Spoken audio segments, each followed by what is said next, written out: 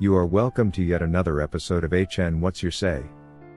The #1 listening show, where we discuss real issues with real people like you. We are still featuring R. Kelly. Real name Robert Sylvester Kelly. Also known as the R&B King. In the world of music, some stars shine so brightly that they're nearly impossible to ignore.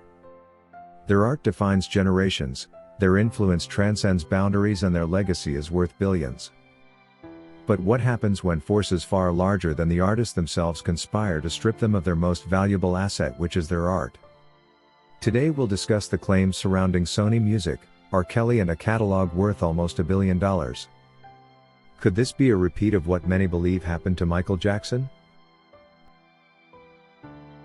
Music catalogs are the lifeblood of the music industry, considering they continue to generate revenue through the years even after the artist's demise.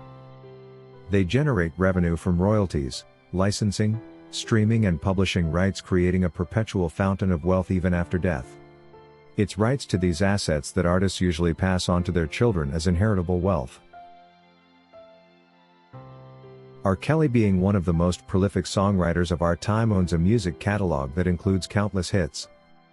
From I Believe I Can Fly to Ignition Remix, his work is deeply embedded in the fabric of R&B and pop culture.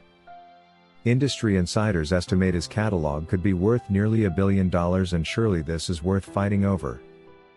But what makes these catalogs so desirable? By owning the rights to these songs, companies like Sony can dictate their use in movies, commercials, and streaming services, just like they allowed Lifetime docuseries surviving R. Kelly to use this content. Expensive as the rights are, for a corporation like Sony, acquiring such an asset at a fraction of its value is a golden opportunity. The parallels between R. Kelly's situation and that of Michael Jackson are hard to ignore. Michael Jackson, who is also a global icon, owned the rights to some of the most valuable music in history, including the Beatles' catalog, expensive as their music is. Over the years, just like Robert Kelly, Michael faced relentless scrutiny punctuated by legal battles and insane media vilification. By the time of his untimely death, conspiracy theories swirled about corporate interests trying to wrest control of his assets. Could the same be happening to R. Kelly? Oh yes, that's exactly it. R. Kelly's legal troubles and public scrutiny could be a calculated strategy to devalue his catalog, making it easier to acquire. It's no secret that Sony always uses the media, which plays a significant role in shaping public opinion to their advantage. It's therefore no wonder that as R. Kelly faced a barrage of accusations over the years, the media has been one-sided, leaving no room for his defense. And this is not any different from the vilification we saw with Michael Jackson when he was indicted for alleged child molestation. Could this vilification be part of a larger agenda? When an artist's reputation is tarnished, their marketability declines. Sponsors distance themselves, streaming platforms remove their work, and their assets like music catalogs plummet in value. For corporations looking to acquire those assets, therefore, this creates a perfect storm, blowing everything towards them. R. Kelly's legal troubles have been both public and expensive. Being probably the most investigated person in the US at the moment, his financial resources have been drained by years of court cases that started as early as 2003, settlements, and mounting legal fees. This financial strain puts him in a vulnerable position, making it easier for powerful entities to leverage his misfortunes. In fact, these lawsuits, while addressing rather staged allegations, could also serve a secondary purpose to push R. Kelly closer to bankruptcy, forcing him to sell his catalog for pennies on the dollar. Meanwhile, R. Kelly is not the only artist to face such challenges. Throughout history, countless musicians have lost control of their work due to financial pressures, legal battles, or predatory contracts. From Prince to Taylor Swift, the fight for ownership of such rights is a recurring theme in the music industry.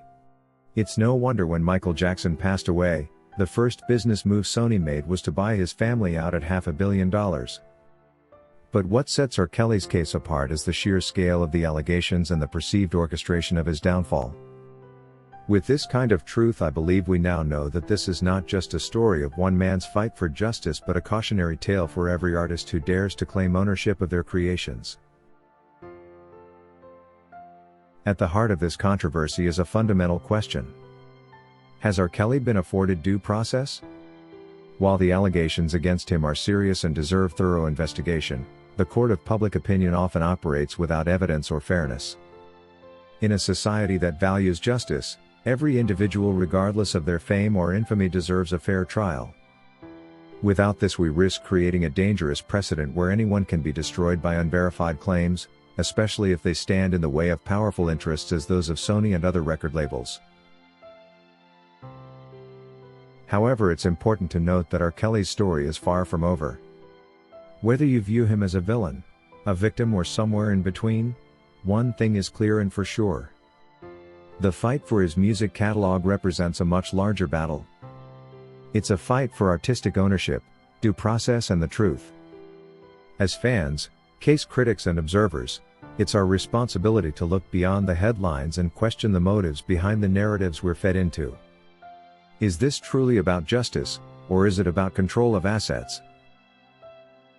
According to Lisa McRae, if anything, the text messages provide undeniable proof of what's really going on, yet it's also very telling how that argument is always conveniently avoided. The prosecution seems to have benefited financially from these legal manipulations, and Jennifer Bonjean must address this head-on. While these claims hardly deserve a response, the fact that they're being presented as rational arguments in a court of law is absurd. Now we're forced to tiptoe around individuals who wield the power to ruin the lives, reputations, and well-being of those defending R. Kelly. Even in the movie Titanic there were survivors. And I repeat, in the movie Titanic. They call it surviving R. Kelly, but it feels like we're the ones that need to survive the storm. R. Kelly will sing "The Storm Is Over" again one day. We stand by him as he endures this pain. His supporters ought to remain strong because we know that trouble doesn't last forever. Keep speaking the truth, Jennifer Bonjean. Thank you for listening in. Let us know your thoughts in the comments section below, and don't forget to stay tuned to HN Newsroom for more in-depth analysis of the stories that shape our world. If you want to be featured in our video releases, send us your clips by emailing them to hnnewsroom242@gmail.com or use Google Drive for larger files. Be sure to include your name and any details you'd like us to know. We can't wait to showcase your contributions. That is all we had for you today on HN What's Your Say. To keep updated whenever we post a new video, subscribe to this channel now. Also remember to hit the bell icon and enable notifications. And feel free to share your opinions with us in the comment section below, and let us know if you would like us to publish your views in our next release. We value all our subscribers' opinions.